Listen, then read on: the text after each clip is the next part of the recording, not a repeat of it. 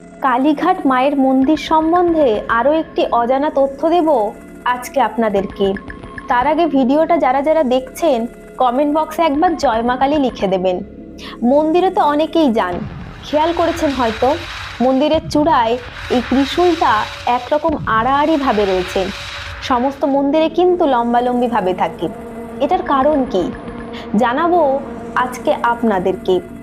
কালীঘাট মন্দিরের চূড়ায় ত্রিশূল শোয়ানো থাকার কারণ হলো এটি শক্তিপীঠের প্রতীক, মহাদেব শিবের সাথে সম্পর্কিত, যা মহাজাগতিক শক্তি এবং ভারসাম্যকে নির্দেশ করে। এটি তান্ত্রিক সাধনার কেন্দ্রবিন্দু, যেখানে তান্ত্রিকরা মহাকালরূপী শিব ও তারা মায়ের মিলনের প্রতীক হিসাবে এই স্থাপন করেন, যা শিবের রুদ্র রূপকে শান্ত করে এবং সাধকদের সিদ্ধি লাভের সহায়তা করে। আর এটি বৈজ্ঞানিক দৃষ্টিকোণ থেকে গুরুত্বপূর্ণ, যা মন্দিরের উপর বজ্রপাত বা নেগেটিভ এনার্জি থেকে রক্ষা করে এবং আধ্যাত্মিক শক্তিকে কেন্দ্রীভূত করে বলে বিশ্বাস করা হয়, যা শক্তিপীঠ সম্পর্কে রহস্যের এক অবিচ্ছেদ্য অংশ। কালীঘাট একটি শক্তিপীঠ, যেখানে সতীর দেহাবশেষ পড়েছিল।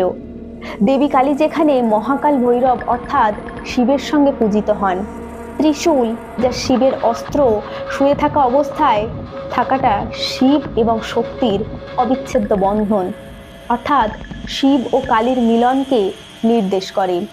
যেহেতু শিব মায়ের পায়ের তলায় শুয়ে থাকে, সেই জন্যই তার ত্রিশূলটি শোয়ানো থাকে। এই রকম ভিডিও দেখতে হলে আমাদের চ্যানেলটি সাবস্ক্রাইব করুন, আমাদের পাশে থাকুন। ধন্যবাদ।